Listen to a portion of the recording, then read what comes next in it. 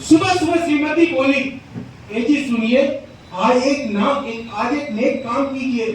आज सफाई चल रही है, आपके कमरे में जितनी भी पुस्तकें बिखरी पड़ी है सब किसी रद्दी वाले के नाम कीजिए, सब किसी रद्दी वाले के नाम कीजिए। और जरा बताइए कि आजकल मोबाइल के जमाने में कौन किताबें पढ़ता है? अरे इन किताबों से तो हमारा बोझ ही पड़ता है।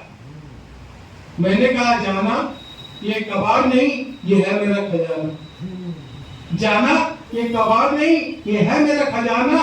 वो बोली, हाँ हाँ मुझे पता है, और इसी खजाने में मुझे तुम्हारी पुरानी गर्लफ्रेंड की चिट्ठी मिली थी, और तभी मेरी तबीयत हिली थी, और मैं सोच में पड़ गई थी कि हे भगवान, तूने कैसा दिया है मुझे जीवन प्रति।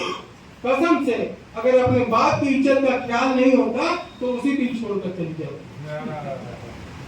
मैंने कहा, यार मैं इन किताबों पे मरता हूँ, यार मैं इन किताबों पे मरता हूँ, और तुझसे मिलने के कई सालों पहले से मैं इन्हीं से प्यार करता हूँ।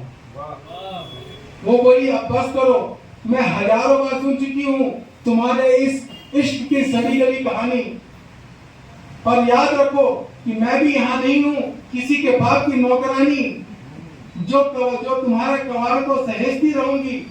मेरी बात बुरी लगे या भली, या तो ये कबाड़ बेचो वरना मैं चली, या तो ये कबाड़ बेचो वरना मैं चली। मैं भारी मन से कमरे में गया, पर वहां का नजारा देखता ही रह गया। मेरी सारी पुरानी किताबें बड़े कायदे से नए बुक शेल्फ में रखी थी। मेरी सारी पुरानी किताबें बड़े कायदे से नए बुक शेल्फ में रखी थी।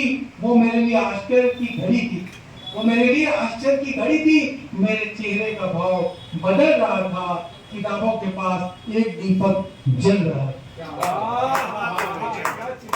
मैं मुड़कर देखा तो मुस्कुराई और बड़ी अदा से मेरे पास आई और बोली, ओ मोरे भोले पिया, मैंने तुम्हारे खजाने को कायदे से सहेज कर रख दिया, क्योंकि मुझे मालूम है कि भले ही हमारी कुंडली एक दूसरे के लिए बनी है, लेकिन ये किताबें ही तुम्हारे लिए संजीवनी है।